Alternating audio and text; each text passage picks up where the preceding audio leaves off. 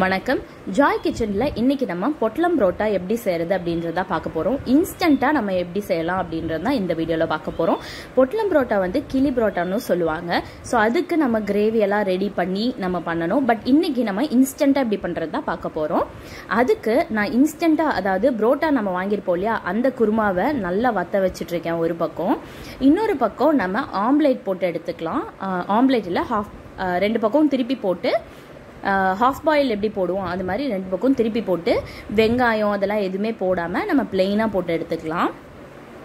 இப்போ இதில் வந்து நம்ம உப்பு மிளகாய் தூள் மட்டும் தூவிக்கலாம் டேஸ்ட்டுக்காக. அதை தனியாக நம்ம எடுத்து வச்சுக்கிறோம். அதே மாதிரி நம்ம கடையில் வாங்கின பரோட்டா தான், கடையில் வாங்கின கிரேவி தான். இன்றைக்கி வெஜ் கிளி பரோட்டா தான் பார்க்க போகிறோம். ஒரே ஒரு ஆனியன் வந்து இந்த மாதிரி கட் பண்ணி எடுத்துக்கோங்க. ஸோ இந்த கிளி பரோட்டா அதாவது இந்த பொட்டலம் பரோட்டாக்கு நமக்கு தேவையான இது பார்த்திங்கன்னா ரெடி பண்ணி எடுத்து வச்சாச்சு. இதை அரேஞ்ச் பண்ணுறதுல தான் இருக்குது இதோட டேஸ்ட்டே. ஸோ ஃபஸ்ட்டு இந்த மாதிரி இலையை நல்லா வாட்டி எடுத்து வச்சுருக்கேன். அதில் நான் கடையில் வாங்கின வெஜ் கிரேவியை தான் நான் ஊற்ற போகிறேன்.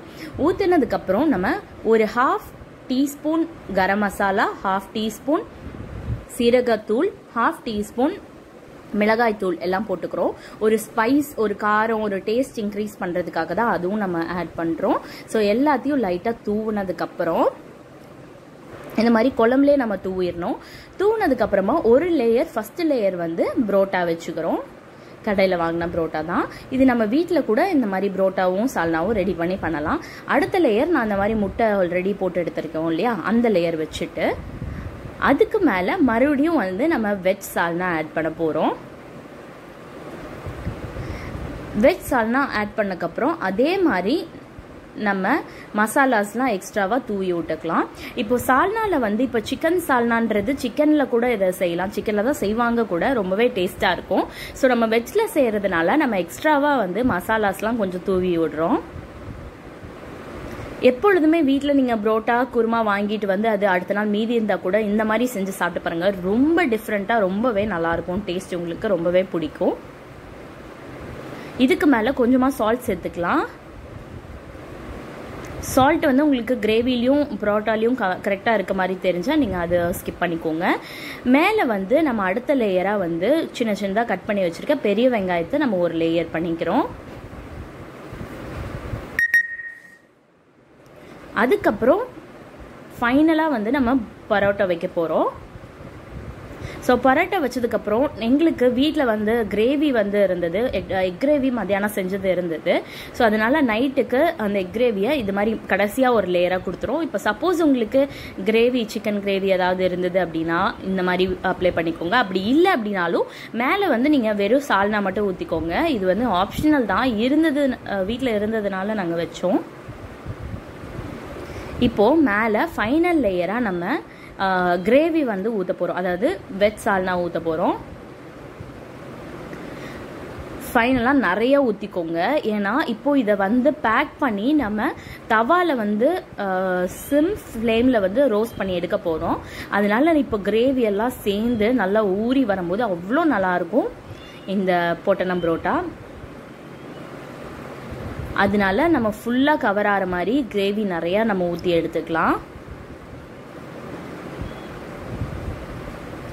இதில் வந்து நீங்கள் சிக்கன் சால்னா இருந்தால் கூட சிக்கன் சால்னாவும் சிக்கன் கிரேவி வச்சு கூட செய்யலாம். அதுக்கு மேலே ஃபைனலாக நம்ம வெங்காயம் போட்டுக்கலாம். வெங்காயம் போடும்போது அதோடு சேர்ந்து நல்லா கிறிஸ்பியாக நல்லாயிருக்கும், நல்லா ஊறி வரும்போது. இப்போ நம்ம வாட்டி வச்சிருந்த அந்த வாழை இலையை நல்லா கவர் பண்ணி நம்ம பொட்டலை மாதிரி போட்டு மடித்து எடுத்துக்கலாம். இந்த மாதிரி நல்லா மடித்து கவர் பண்ணி நம்ம கட்டி எடுத்துக்கலாம். ஸோ கட்டுறதுக்கு நான் அந்த வாழையோட ஸ்டெம் இருக்கு இல்லையா, அதை குட்டியாக இது பண்ணி அதை வாட்டி நான் கட்டியிருக்கேன். ஸோ இந்த மாதிரி நல்லா கட்டி முடிச்சு போட்டு எடுத்து வச்சுக்கலாம். இப்போது நம்ம தோசை கல்லில் கொஞ்சமாக ஆயில் ஊற்றி நம்ம இதை மூடி போட்டு ஸ்லோ ஃப்ளேமில் 5 நிமிஷம் விட்டு எடுத்துக்கலாம். இப்போ 5 நிமிஷம் ஆயிடுச்சு. அதே இதை திருப்பி போட்டு ஒரு 5 நிமிஷம் விட்டு எடுத்துக்கலாம்.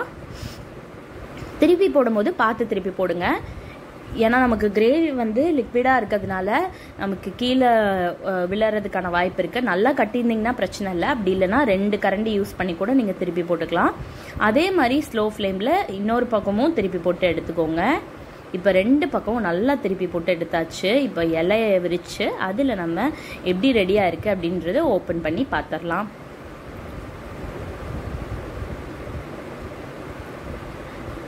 இப்போ இதெல்லாம் கட் பண்ணி எடுத்து ஓப்பன் பண்ணிடலாம்.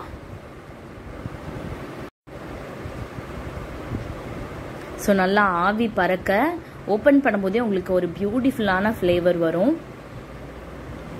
அந்த இலையில வேக வச்சதுக்கும் அதுக்கும் இந்த கிரேவி எல்லாம் நல்லா மிக்ஸ் ஆகி நல்லா வந்து புரோட்டா பார்த்தீங்கன்னா சாஃப்டாக வெந்திருக்கும். நம்ம பெரியவங்க வயசானவங்கலாம் புரோட்டா நல்லா கடிச்சு சாப்பிட முடியாதவங்களுக்குலாம் இந்த மாதிரி நீங்கள் செஞ்சு கொடுங்க. ரொம்பவே டேஸ்டாக ரொம்பவே சூப்பராக இருக்கும்.